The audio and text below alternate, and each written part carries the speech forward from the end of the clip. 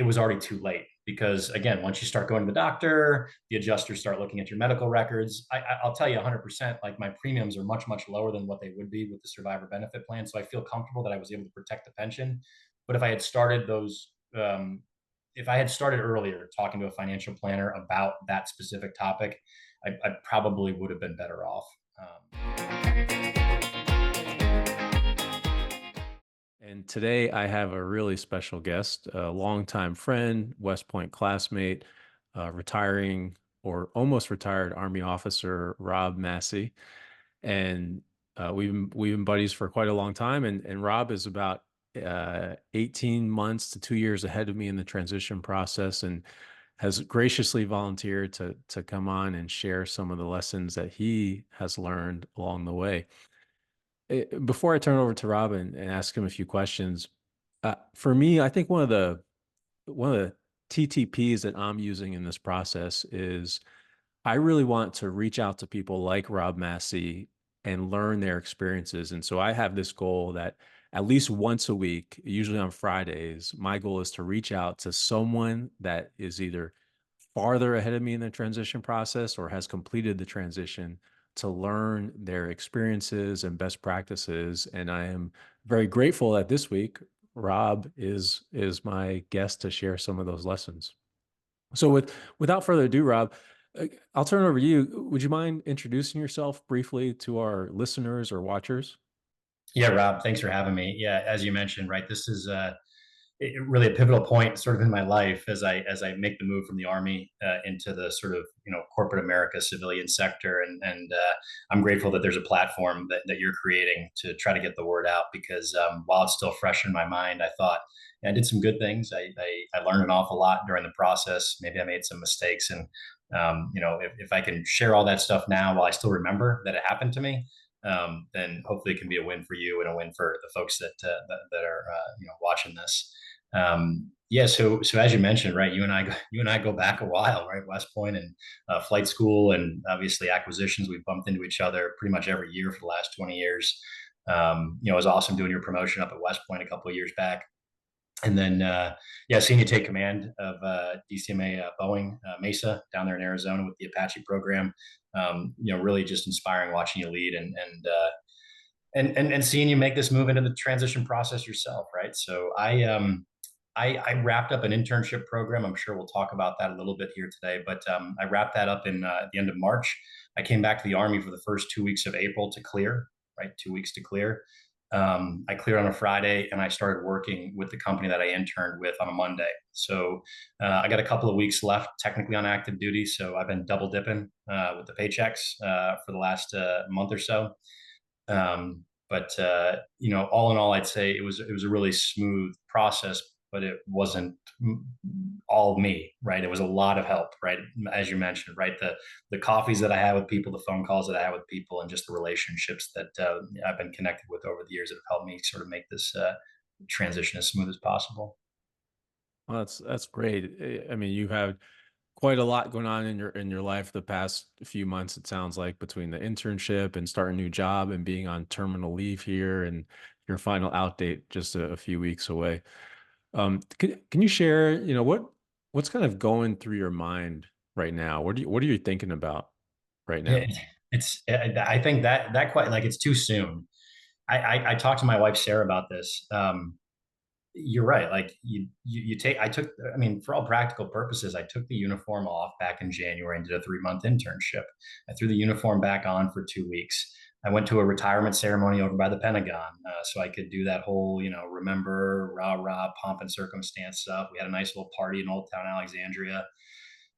Started the job, and right, we're in the process of moving. So we bought a house in upstate New York. So over the course of the next month and a half, we'll move back up there. So yeah, right, there's a lot happening right now, and so every time I try to take a moment to reflect on 20 years, right? Like we can remember the things that happened last year pretty easily, but the things that happened 20 years ago that have turned us into who we are today, right? The foundation where it all began, right? Like you really have to think deeply to remember all those things. And so there just has not been a moment to sit down and process that. So I'm hoping when this move is complete, I'll be sitting down with a beer and I'll just have an opportunity to just think about, wow, 20 years, that was amazing.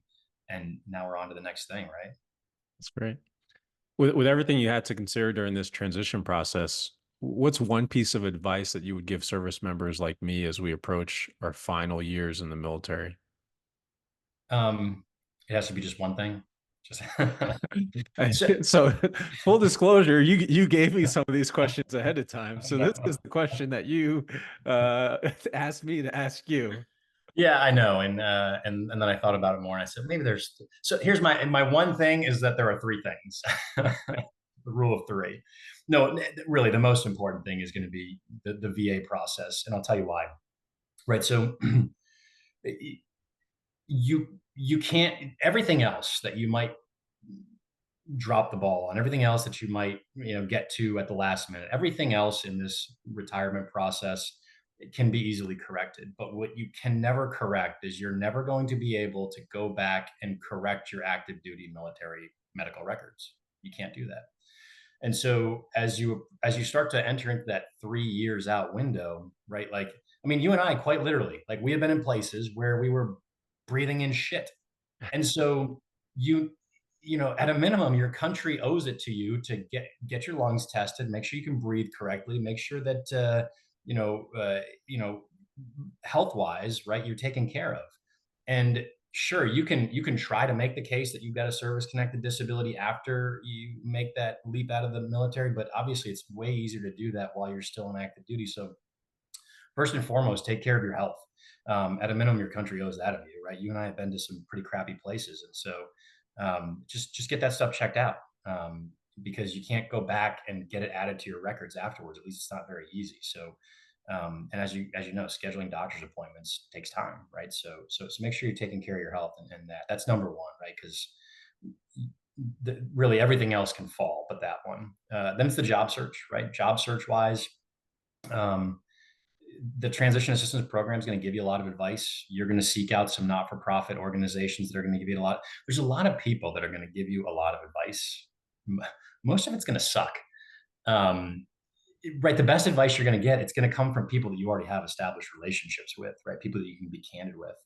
Um, so as I was approaching the job search portion, I went back to the director of when I went to get my business school degree, my MBA. I didn't need a job at the time, but everybody else in my class did, and so there was a lot of advice that the director of the Career Management Center was giving. He was talking about, where do you want to live, what position do you want to have, what industry do you want to work in, and I thought back to that, to just sort of help steer me in the right direction. Location mattered more than anything else to me.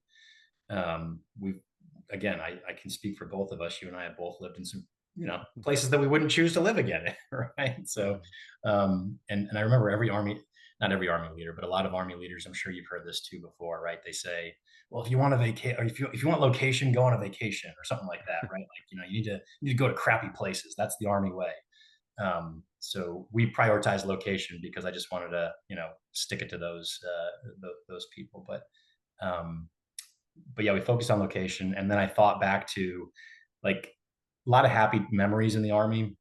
But when was I my happiest? I was my happiest, believe it or not, when a battalion commander said, Rob, go take 4 helicopters and 4 air crews and just go hang out south of Baghdad for the next 2 months and take care of that area of operations. And so I had full autonomy, small, agile team to work with, latitude to make tons of mistakes. And so as I was approaching the job search part, I said, that's kind of what I want to recreate. So I'm not going to fly helicopters ever again, but I want to recreate that feeling, the latitude to make mistakes, the ability to move quick. So the job search is probably number two.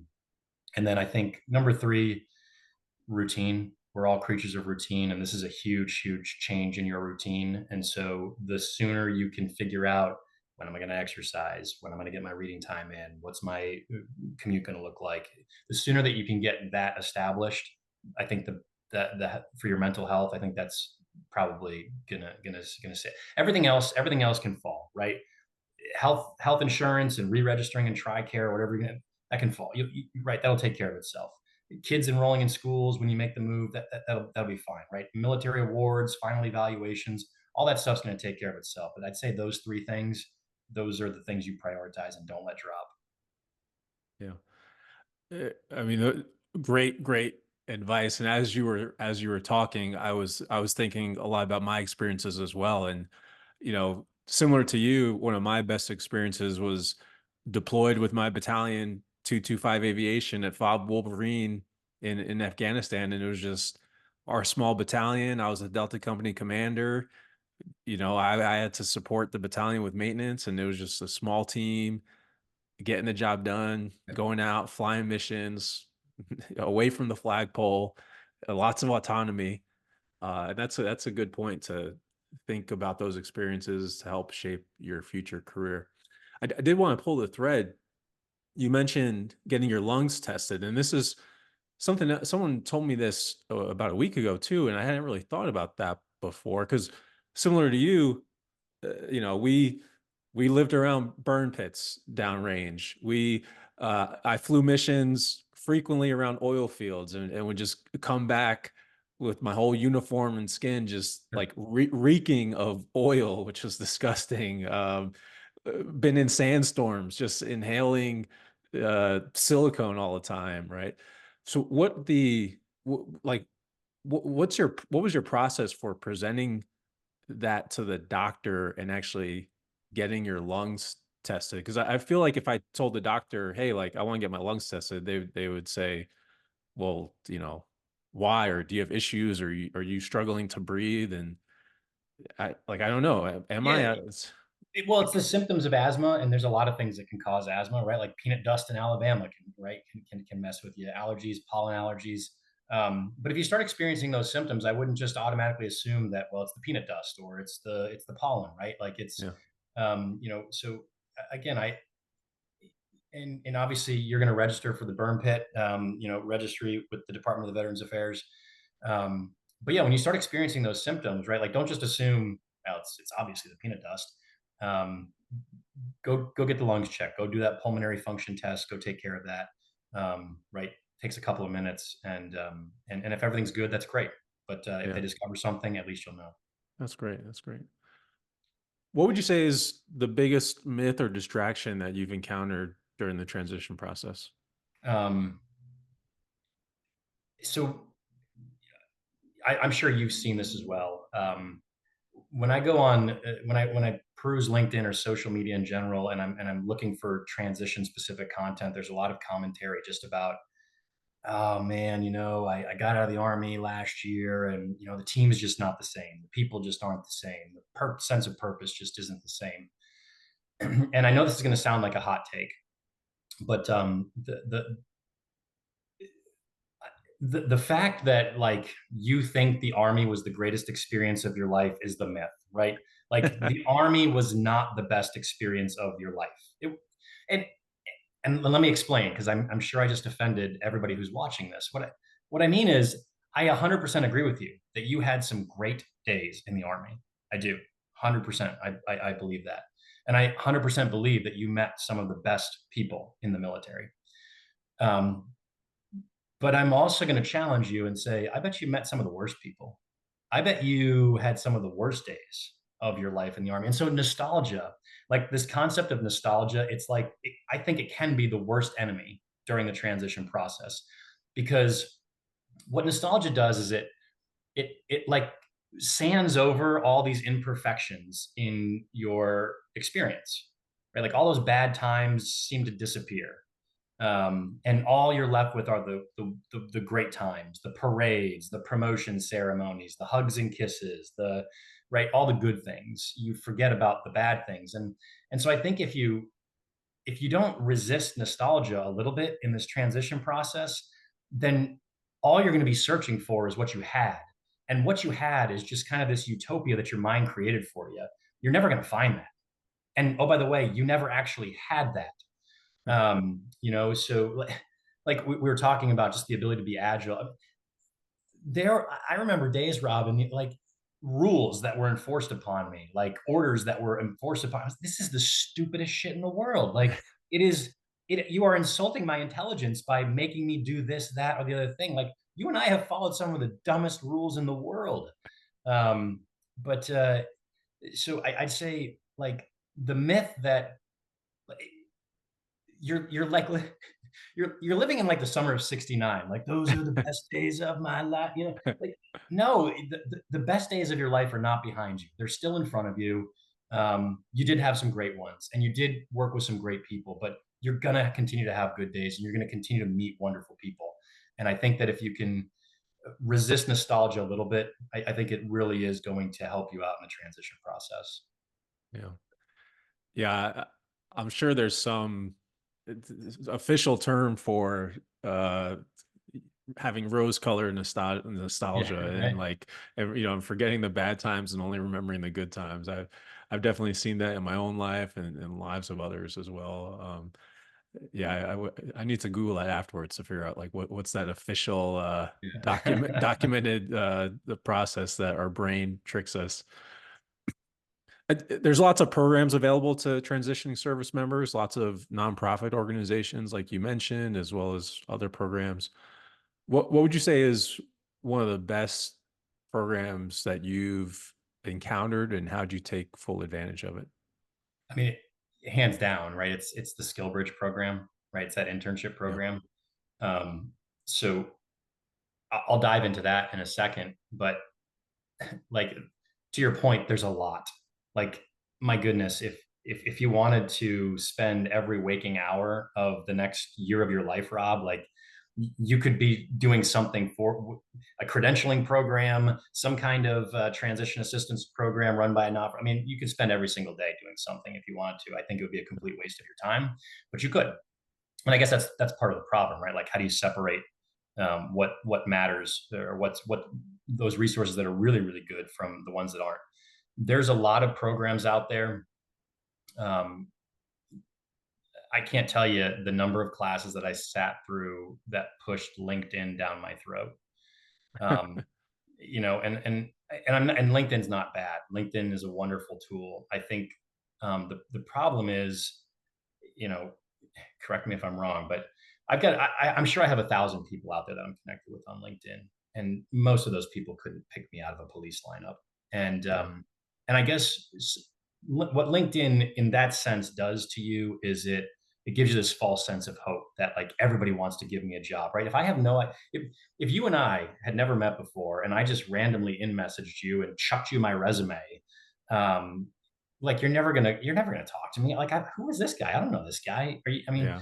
so the the people that are going to help you are going to be the people that you currently have actual real relationships with, and then those people are going to connect you with their connections, and that's how networking really works. It's actual relationship building. But I think LinkedIn has crammed down our service members' throats so much that it's almost like this false sense of hope. Like, all right, I got a great LinkedIn profile pic, I'm getting a job, right? And it doesn't work that way. But yeah, back to the SkillBridge part of this. So there's also a lot of programs for SkillBridge, right? There's a lot of not-for-profits that have set up their own approved programs with the Department of Defense, and so I don't need to rattle them off. You can go out there and search them, but there's a bunch of them. There's also companies that have established their own programs approved by the Department of Defense. And then, of course, you have the ability to just create your own if you want.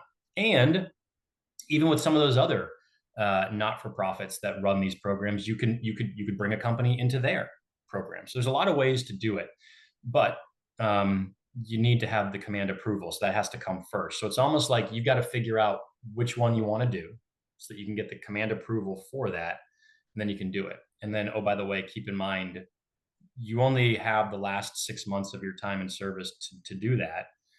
And I don't know what your leave balance situation is, but if you're sitting on 60 days of vacation time right now, That's exactly what I submitted. Yep. back that off 60 days. And oh, by the way, you're going to accrue an additional 20 odd days of vacation time in this next fiscal year. So there's 50 days, and there's 20 days of permissive TDY, and there's 2 weeks, right? We're talking like if that's your scenario, you're talking about a 3-month internship. And I think that's the Yep. right amount of time. And so I did my internship for 3 months. And I picked my company. I brought my company into one of those programs. And the reason I did that was because I didn't want to go through a rotational program, a Yeah. week here, a week there, a week there. I wanted to kind of start showing value early on in the program.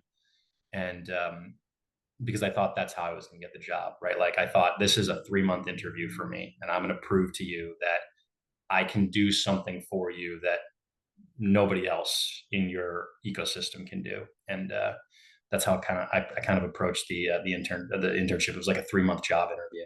Yeah.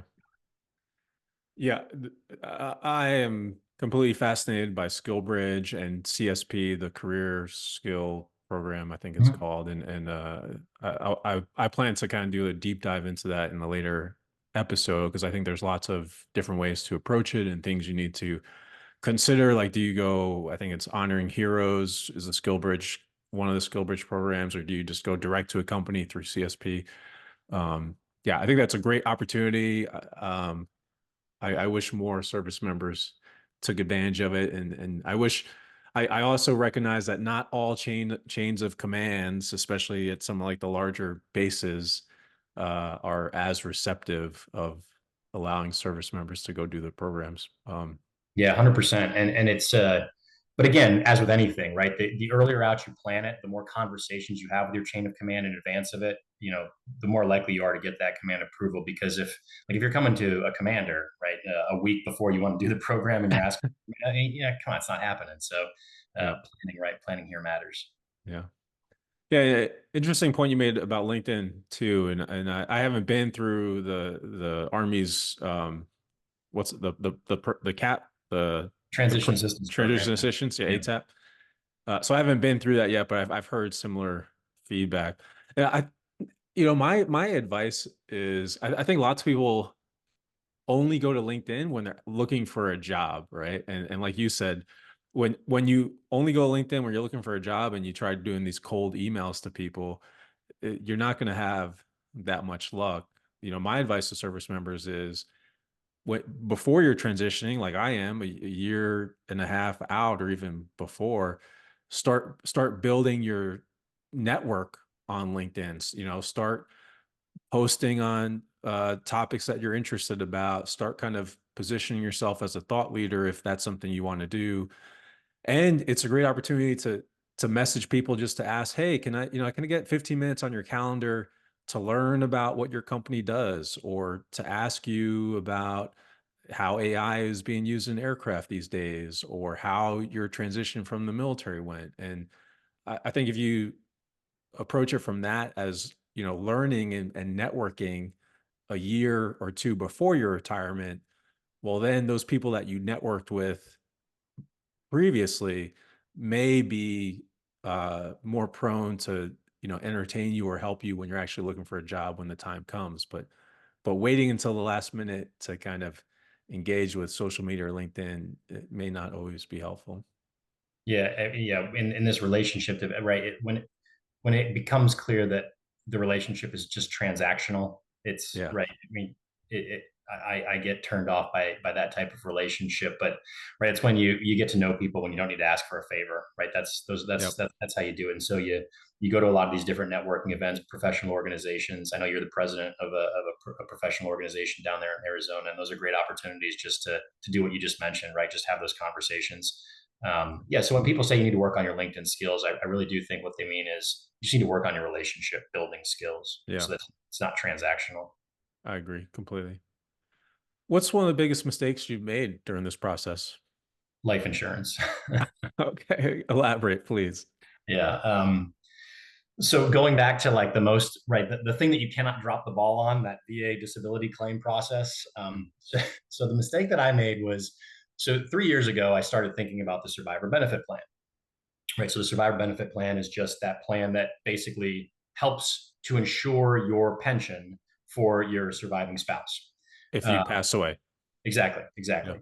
So it's a form of life insurance to protect your pension. And so I went to a financial planner who happened to be a West Pointer that I actually met through Army Aviation Association of America. Or no, I'm sorry, it was through the West Point, just the West Point Society, the West Point OG.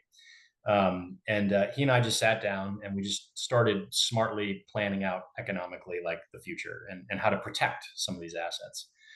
And and we started just doing some math, right? Some basic math. All right, here's what some insurance premiums look like for this type of plan or that type of plan. Here's what your premiums would look like for the survivor benefit plan. So for us, right, the if you went with the maximum amount of coverage on your survivor benefit plan, I think you're probably looking at $375 a month would be your Okay. premium to cover your to cover 55% of your pension, right? So that's Okay. kind of the way that math works out. And I said that just seems like a super high premium. And oh, by the way, it doesn't even protect my entire pension. It just protects 55% a month of my pension. So we just started having those conversations. The problem was it was already too late because again, once you start going to the doctor, the adjusters start looking at your medical records. I'll tell you 100%, like my premiums are much, much lower than what they would be with the survivor benefit plan. So I feel comfortable that I was able to protect the pension. But if I had started if I had started earlier talking to a financial planner about that specific topic, I probably would have been better off. I'm probably paying more than what I would have paid had I started life insurance maybe 3 years ago. You know what I mean?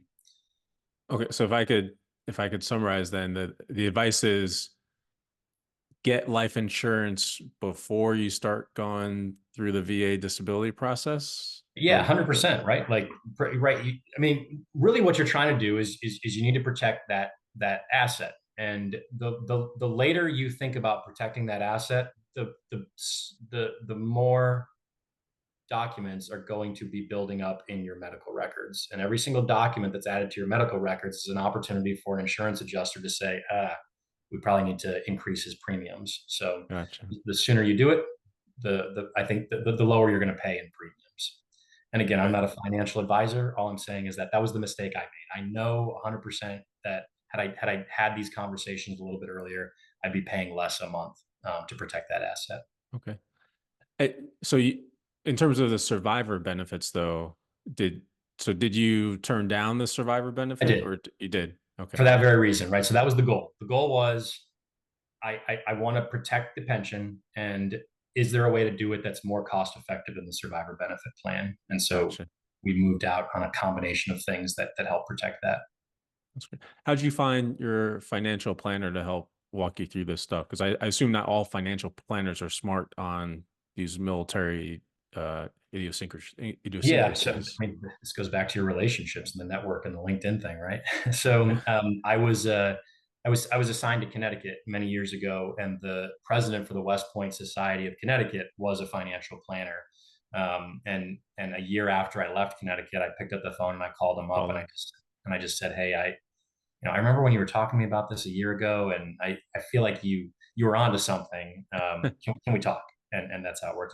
And again, there's a lot of folks that have that military mindset. They understand kind of everything too, right? Like, I mean, I'm not just talking about life insurance. I mean, you should have somebody who's savvy on taxes for the pension and taxes for the veteran benefits that might exist from state to state. So, I mean, hopefully you're talking to somebody smart who understands sort of the tax implications from state to state as well as it pertains to the sort of entitlements that are the benefits that you get from military retirement. Right. Well, I would love to get that point of contact for that financial planner, and maybe if we talk to him and he's interested, we can put his contact information in the Yeah, show sure. notes or comments or something like that. But we'll see if he's okay with that first before Yeah. putting his information out there like that. Um, Outside of the job and hiring process, what was one of the best decisions you made during the transition? I think that I enjoyed myself. Um, when I left West Point and moved down here to Washington, D.C., I knew that was the last move. I knew this was going to be the last assignment. I mean, Washington, D.C. seemed like as good a place as any to retire out of, right? Big city, connected to a lot of professional people in this area that are in your industry. It turns out it really didn't matter, right? Again, the people that helped me are those people that, I mean, quite frankly, they're scattered out all over the country. So Washington D.C. It's a nice place to be for now, but from a just next phase kind of thing, I think Arizona is fine. Florida's right. I mean, you're fine wherever you are. You'll be Yeah. just fine. But I enjoyed myself right through the process. Right, we traveled quite a bit. we didn't sweat the small. We stopped sweating the small stuff. Um, the Army goes rolling along, right? We literally wrote a song about it. So the Army doesn't miss me. I don't think people miss me, but the Army doesn't miss me. And so you know this if this is the last hurrah, make sure you enjoy it, right? And so we definitely enjoyed our time down here. We traveled quite a bit while we were down here. I mean, that's the thing that, there's a lot of things I'll miss about my time in the service, but man, I love to travel. I know you love to travel, Yeah. right? Seeing new things. And so having had an opportunity, as annoying as it's been sometimes, to move 13 times in 20 years, right? It's an opportunity to live in different places, like Southeast Alabama. Like I never thought I would have spent as much time in Southeast Alabama as you and I have, right? But hey, You're so lucky. We're so lucky. Who could have asked for a better place to live for right. years? But I'll miss that. But that's what I'd say. That was the best decision I made, was just enjoy that time and don't sweat. Right. Look, the Army's going to go rolling along. Right. I'm sure that they're doing just fine back at my old organization. They really are. And so we made sure to enjoy our last couple of years in the Army. So, Rob, usually at the end of this show, I have my AI assistant come and ask some questions, and I've never done that with another guest on the line, but maybe we'll give it a try and we'll see how it goes. Let's geek out Um, on some AI. yeah, but before I try to introduce her and ask some questions, can you elaborate a little bit? Like, what are you doing with AI right Yeah. now, and where do you see that going? So I'm a I'm a sales guy, right? But so the company that I work for is called Techolution. Techolution is there's many of us. We're a small company. We're a systems integrator. For our purposes, it's artificial intelligence, and so we take Google, Microsoft, AWS, all the big cloud providers, all the big AI providers, and we take their enterprise level capabilities, and I say we deliver it the final mile, right? Because in their current form, they don't work out of the box. They're, as we'll find out here, probably with your AI interviewer here, they're very useful assistants right now, but they're not tailored enough to meet your specific business need, whatever that might be. And so my job is part consultant, part sales, and so it's my job to understand a client's challenges and figure out how can I harness the power of this technology to solve their specific business use case. And that can be anything from, right, monitoring assets, doing inventory management in a supply closet in a hospital. It can be vision AI to, right, do object detection and recognition in photographs or X-rays. But how can we harness the power that big technology has given us to solve a very, very specific problem for a customer? That's when AI makes sense, right? That's what I call real world AI, right? Everything else is just a useful assistant right now, but when we can actually take it and make it solve a very, very specific business use case and generate ROI from it, that's real world AI. What's the company name, if you don't mind sharing? Techolution. Techolution. Okay. Techolution. So Okay. technology solutions. Put them together. I got it. All right. So I do this interview using ChatGPT on my phone, and then afterwards I add a video avatar. Because we're doing this real time, she hasn't listened to all your responses, so she doesn't necessarily know what we've talked about, but she at least knows some of the talking points that we communicated beforehand. So we'll see how it goes, and hopefully you can hear it through the microphone when I get it started here. Hi, Robert. Hi, Rob. Great to join you both. Rob, I'm curious, what was the most unexpected challenge you faced during your transition that you hadn't anticipated? I love my kids, I do, but they're so uh, they're so good at just fitting in whatever environment they find themselves. So we've gone from Connecticut with them, we've gone to New York with them, now we're down to Washington D.C., and now we're moving to the next thing. And periodically, I'll hear them say things like, "Oh, I'm really going to miss my house." And so my wife and I look at this house. We're just living on a military installation, right? There's nothing special about my house. So we're all super excited about finally moving into our, house.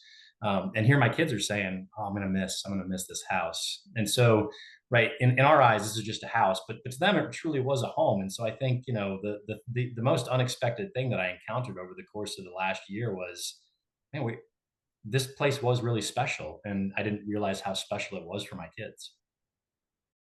That makes a lot of sense, Rob.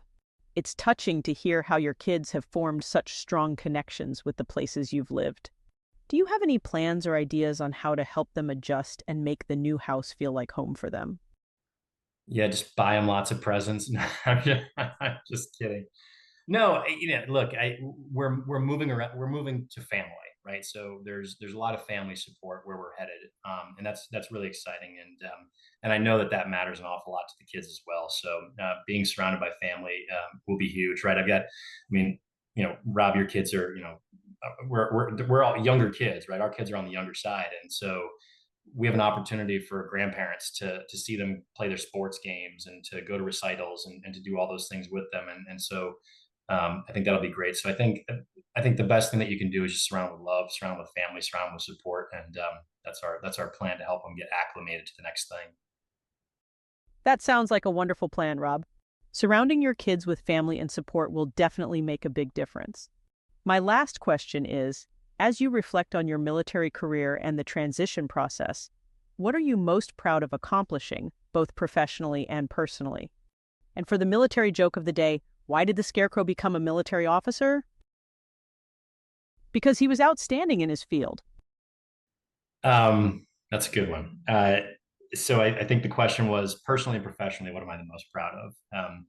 You know, I think professionally, it's man, if I had an impact on somebody else over the course of 20 years, right? That's what this was all about, right? That's what West Point taught us to do, right? You and I were leaving West Point 20 years ago, and the only thing that we knew we were going to be good at was taking care of other people. And we became better leaders over time, but making people reach into themselves to become better than they might otherwise be without us. That's professionally probably the best thing that I've done over the course of 20 years.